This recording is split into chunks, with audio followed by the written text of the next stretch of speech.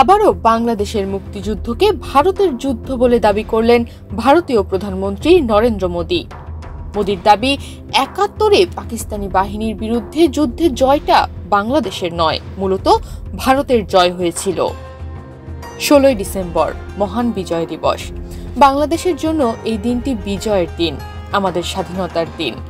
দীর্ঘ ৯ মাস ধরে সশস্ত্র সংগ্রাম করে বহু প্রাণ আর এক সাগর রক্তের বিনিময়ে এদিনে বীর বাঙালি ছিনিয়ে আনে বিজয়ের লাল সূর্য। এ যুদ্ধে শহীদ হয়েছিল দেশের লাখো বাঙালি, সন্তান হারা হয়েছিল হাজারো মা, সম্ভ্রম হারিয়েছিল অগণিত মা বোন। আর সেই বিজয়কে ভারত সরকার বাংলাদেশের নয়, ভারতের বিজয় বলে যখন দাবি করে, তখন সেই দেশকে কি আর বন্ধু দেশ বলা যেতে পারে? ১৬ ডিসেম্বর সোমবার সোশ্যাল মিডিয়ার এক পোস্টে ভারতীয় প্রধানমন্ত্রী বলেন, আজ বিজয় দিবসে আমরা ১৯৭১ সালে ভারতের ঐতিহাসিক বিজয়ে অবদান রাখা সাহসী সৈন্যদের সাহস ও আত্মত্যাগকে সম্মান জানাই। তাদের নিঃস্বার্থ উৎসর্গ ও অটল সংকল্প আমাদের জাতিকে রক্ষা করেছে এবং আমাদের গৌরব এনে দিয়েছে।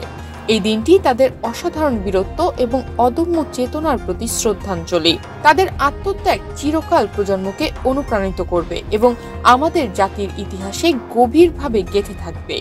অর্থাৎ বাংলাদেশের বিজয় দিবস নিয়ে পোস্টে বাংলাদেশের নামই বললেন না ভারত সরকার প্রধান নরেন্দ্র মোদী।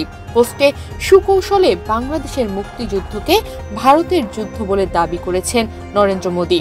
আবার বিজয় দিবসটা যে দেশের, সেই দিবস নিয়ে লেখা পোস্টে সেই বাংলাদেশের নামটাই লিখতে বোধহয় ভুলে গিয়েছেন তিনি। অবশ্য মোদীর এ ধরনের অপচেষ্টা এটাই প্রথম নয়, এর আগেও এই কাজ করেছেন তিনি। এ নিয়ে তীব্র সমালোচনার মুখেও পড়েছিলেন ভারতীয় প্রধানমন্ত্রী। তনিমা রহমান, বাংলাদেশ প্রতিদিন।